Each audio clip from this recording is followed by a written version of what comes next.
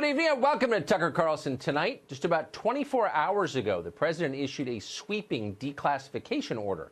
He gave his Attorney General William Barr broad authority to find and release any documents related to domestic surveillance, spying, by American intelligence agencies over the course of the 2016 campaign. You'd think everyone would like this. You'd think it would qualify as Donald Trump's least controversial decision as president. Everyone in Washington says, we love transparency. Democracy dies in darkness, the Washington Post reminds us every morning. Even now, members of Congress are calling for the impeachment of the president because portions of the Mueller report were redacted. Let's see everything, they're telling us. Okay, let's do that. The president suddenly appears to agree with them. Let's see everything. So how did the left react when he suggested that? Not well. Watch this.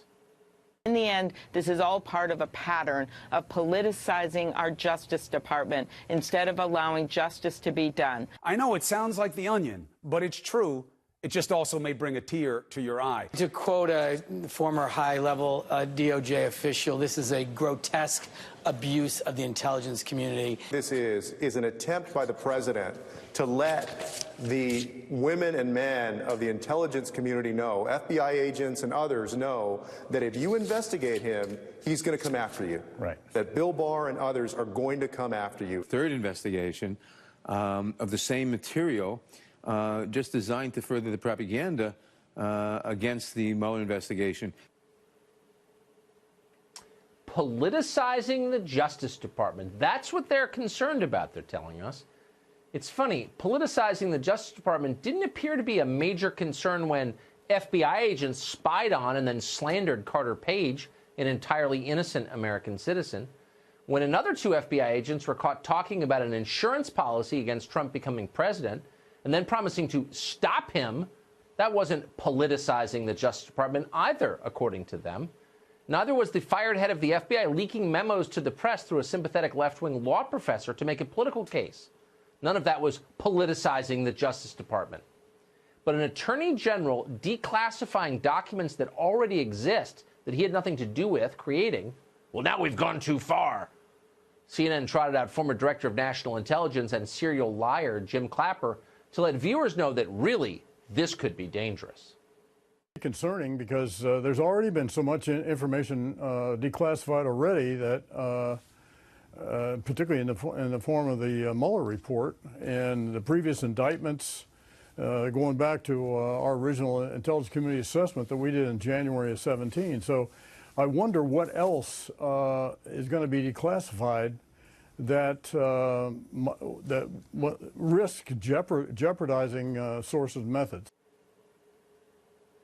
Precisely.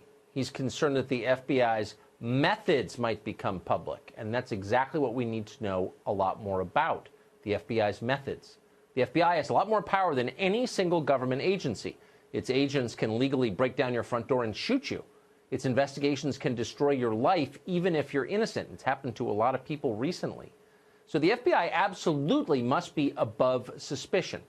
If you sincerely cared about preserving our democracy, as they claim they do, then you would immediately disinfect the FBI with sunlight. But James Clapper has no interest in doing that. Neither does the rest of official Washington. The only principle they care about is self-preservation, and they will say anything in its service. Congressman Adam Schiff of California responded to the declassification order this way, quote, while Trump stonewalls the public from learning the truth about his obstruction of justice, Trump and Barr conspire to weaponize law enforcement and classified information against their political enemies. The cover-up has entered a new and dangerous phase. This is un-American. End quote. Got that? Declassifying information is now a cover-up. It's un-American. Keep in mind, this guy is the chairman of the House Intelligence Committee. Adam Schiff is a complete nutcase. His allies in the media, though, are slightly more subtle than that. They know that cover-up isn't a plausible way to describe declassification. It's laughable. So instead, they're going with the term distraction. Watch. That's distract and deflect. It's very good distraction. Distract from a day of very bad news. An effort to distract? Distract. As usual, you're watching Projection at Work. A distraction? Yes, we're familiar with that concept. For 2.5 years, we listened to their absurd theories about Russian collusion. The goal was to distract us from the implications of the 2016 election, and more broadly to keep Americans from noticing what is happening to their country. The dying small towns, the needles and garbage flooding the big cities, the overrun border, the Middle Eastern wars that persist for no reason, the grotesque and growing income inequality on the coasts, the rise of China abroad, etc. These are actual problems. In some cases, they're full-blown crises. They need solutions and serious people to think about those solutions. Every day this farce about Russia and cover-ups continues is another day that America gets weaker and more divided. After a while, you begin to conclude it must be intentional. There's no other explanation for it.